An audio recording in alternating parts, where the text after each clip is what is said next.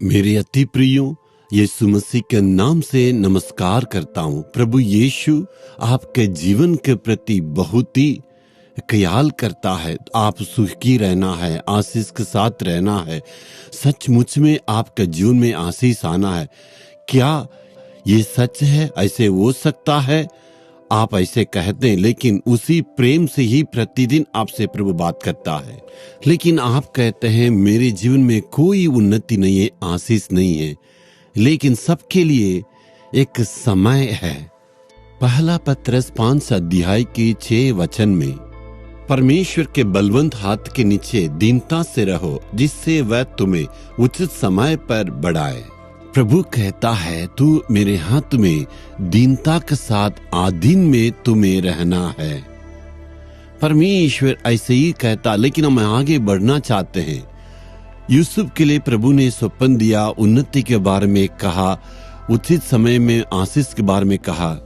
उस वचन को पूरा होने में लगभग 13 साल लगा। मिस्र में उन्होंने परमेश्वर की आज्ञा को मानने के चलते परमेश्वर अधिकारी के रूप में बनाया, लेकिन उस अधिकारी आशीष को प्राप्त करने के लिए उनके सारे परेशानियों को, दुखों को और परीक्षाओं को झेलना पड़ा। तब प्रभु उनको ऊंचा किया और आशीष को प्राप्त किया। एस्तर के जीवन में देखिए, वो अनाथ है। वो सोची माता पिता रहने से मेरे जीवन में ऐसे नहीं रहता। मुर्देखाय को परमेश्वर ने साथी के रूप में दिया और 127 देश में रानी के रूप में बनाया।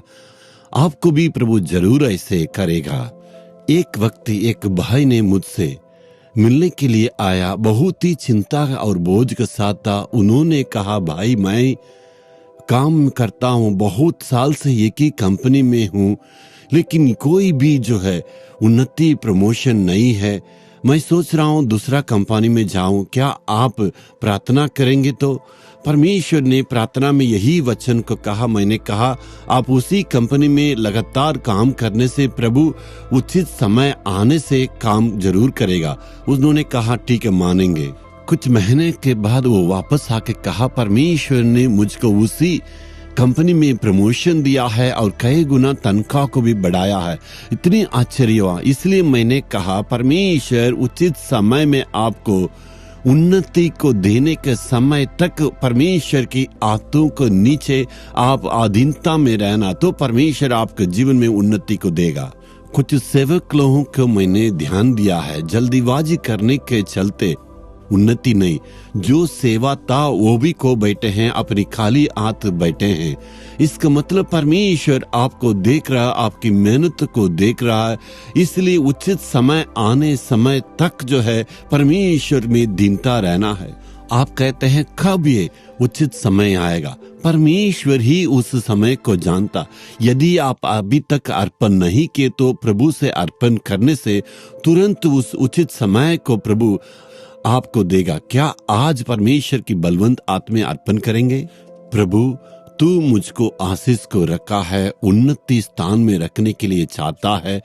तब तक मैं आपकी बातों के प्रभु आधीन रहने के लिए मुझे अनुग्रह देना। यीशु मसीह के नाम से इस प्रार्थना को मांगता हूँ प्रभु, आमीन आमीन।